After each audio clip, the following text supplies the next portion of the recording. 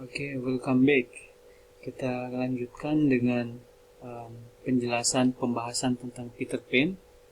One of the examples of um, fantasy genre. Karya yang saya harapkan kalian semua sudah membaca novel tersebut sebelum diskusi, sebelum kelas ini dimulai. So Peter Pan was actually written by J.M. Barrie. J.M. Barrie adalah penulis asal Skotlandia, tumbuh dan besar di sana di Skotlandia, walaupun kemudian he moved to London.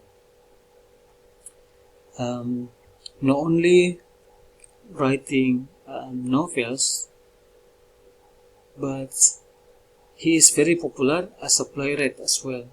Sangat terkenal sebagai penulis drama. Nah, and historically speaking, karya Peter Pan ini sebenarnya memang pertama kali muncul dan terkenal sebagai play, sebagai karya pertunjukan in 1904 dengan judul Peter Pan or the Boy Who Wouldn't Grow Up, dengan judul tersebut. Jadi itulah awal munculnya dan banyak dinonton oleh anak-anak yang ada di Inggris. Tentu sebelum pertunjukan ini, tentu sebelum play, bentuk pertamanya adalah naskah ya. And then barulah kemudian di 1906 diubah ke dalam bentuk novel. Novel pertama itu yang berjudul Peter Pan and Kensington Gardens, itu yang kalian baca, novel pertamanya. Kemudian in 1911 diubah lagi, diedit lagi, direvisi lagi novelnya dengan judul Peter and Wendy. Kenapa ada perubahan seperti ini? Nah, ini yang akan saya bahas. Kenapa ada perubahan seperti ini? Perubahannya seperti apa? And specifically topiknya itu yang topik seperti ini disebut dengan textual authority. Textual authority itu apa? Yaitu perubahan yang ada dalam karya sastra, entah itu perubahan dari karya revisi dari terbitan pertama ataupun draft pertama dengan yang sudah diterbitkan oleh penerbit. Misalnya kalian sudah punya naskah, kemudian kirim ke penerbit, kemudian oleh penerbit diubah beberapa kata, diubah kontennya untuk kepentingan mereka, untuk kepentingan market misalnya, ataupun other changes, for example when it comes to movie. Yang selalu saya katakan, karya sastra, karya tertulis kalau diubah ke dalam bentuk pertunjukan, movie, itu bentuknya akan berubah, dan tentunya textual authority-nya sudah akan hilang. Akan ada yang hilang. Here is according to Stephen Orgel dalam teorinya tentang what is text. Dia memang mengatakan bahwa the company commissions the play, usually stipulated the subject, often provided the plot, often parcel it out scene by scene to several playwrights. Jadi ini ketika mau diubah menjadi play ya, atau naskah drama, pasti akan berubah. Oke. Kemudian yang kedua, in the case of Peter Pan, ini ada fenomena problem yang muncul, tapi menarik, mengenai pertanyaan about textual authority, particularly in relations to story. Jadi cerita J.M. Barrie ini atau Peter Pan ini ketika diangkat menjadi film Disney, itu originalnya sudah hilang. Oke, itu yang dimaksud dengan textual authority. Let's see the example, the proof atau buktinya, perubahan apa yang ada. First of all, the title.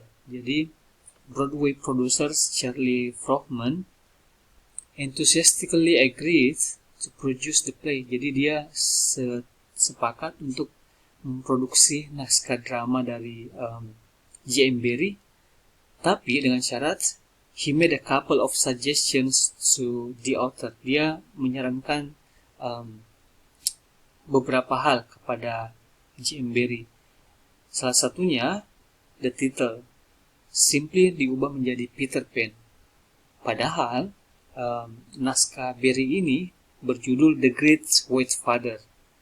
Dan Peter Pan dalam judul The Great White Father ini hanyalah salah satu karakter, Indian karakter dalam The Great White Father yang disebut sebagai Peter.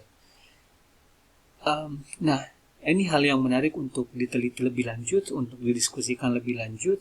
Kalian harus membaca misalnya, atau you can also discuss this in your essays. Kira-kira kenapa sang produser ini menyarankan atau meminta untuk judul The Great White Father ini diubah menjadi Peter Pan?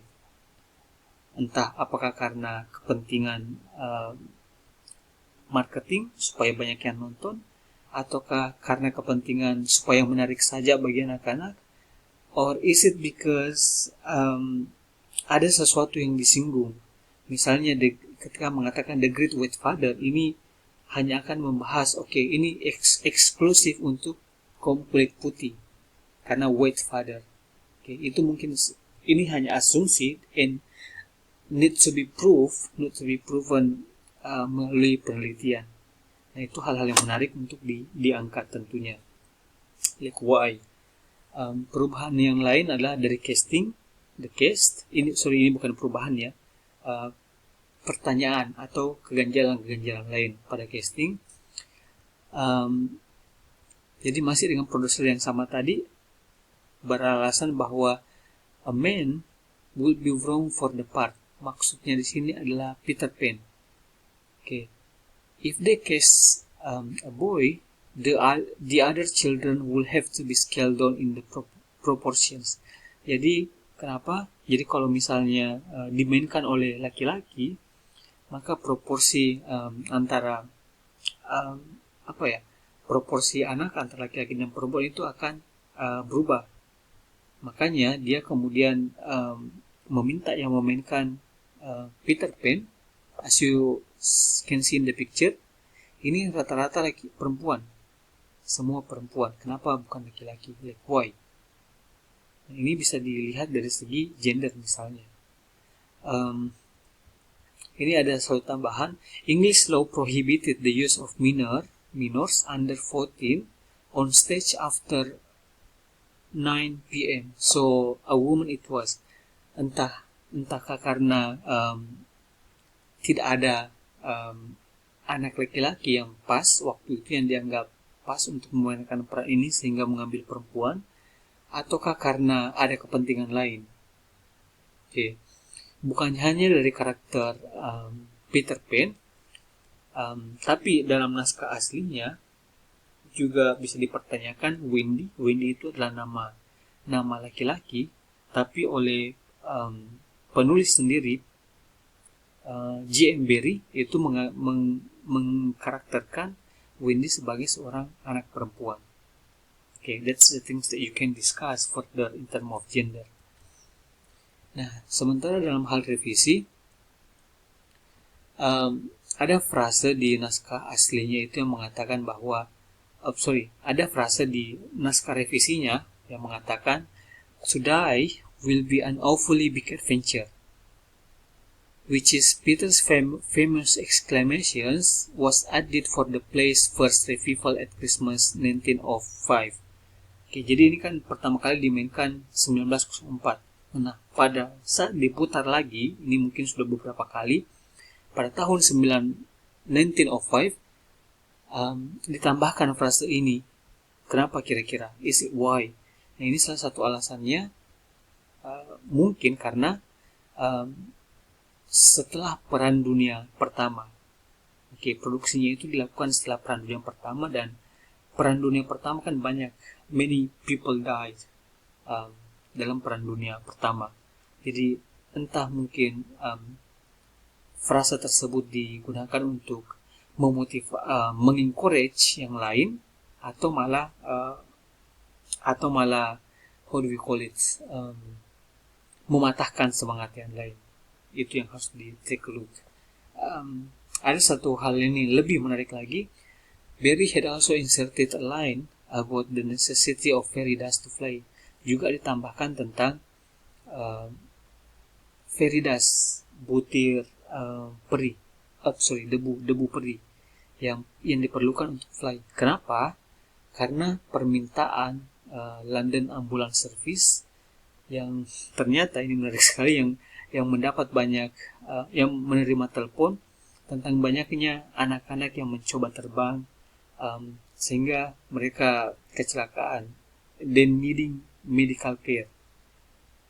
Kenapa? Karena terpengaruh tadi dengan karakter Wendy, karakter cerita Peter Pan, di mana Wendy dan adik-adiknya bisa terbang. Jadi mereka juga ingin, they really want to fly. Nah, akhirnya mereka kecelakaan. Makanya katanya di sini membutuhkan fairy dust. Nah, itu kan tidak mungkin ya. Anak-anak akan berpikir, okay, how can I get fairy dust? Okay, I think that's all. Ini hanya itu penjelasan sekilas tentang Peter Pan. Nah, I have some questions. Saya punya beberapa pertanyaan yang bisa kalian diskusikan. So please use Zoom meeting, gunakan Zoom meeting atau Google Meet selama kurang lebih 30-40 menit untuk mendiskusikan hal ini. Nanti salah satu dari kalian jadi moderator dan please record the meeting.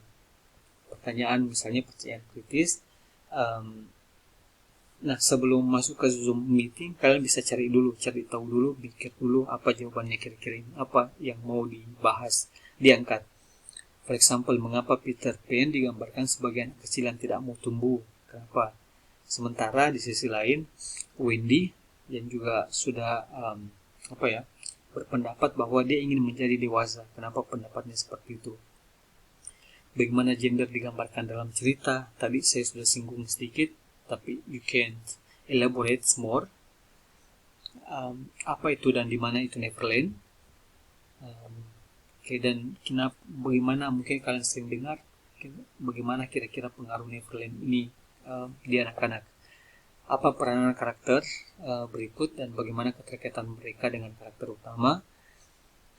Dan kenapa why they are presented in the stories? Kenapa? Apa pentingnya kehadiran mereka? Dan apa yang ingin disampaikan oleh penulis? Also think about the narrative voice. Apakah Peter Pan ini kira-kira dapat dibaca juga oleh orang dewasa atau hanya anak kecil, and why? Kemudian perbedaan spesifik antara novel dengan buku bergambar versi Disney. Saya juga mengupload versi Disney buku bergambar yang hanya beberapa halaman. Kira-kira apa perbedaan spesifiknya? And many more questions kalian bisa diskusikan. Okay, I think thank you for today. Please enjoy this meeting. Please enjoy the video. Kalian nanti di Zoom silakan aktif berdiskusi dalam melakukan belajar mandiri. Thank you. Assalamualaikum warahmatullahi wabarakatuh.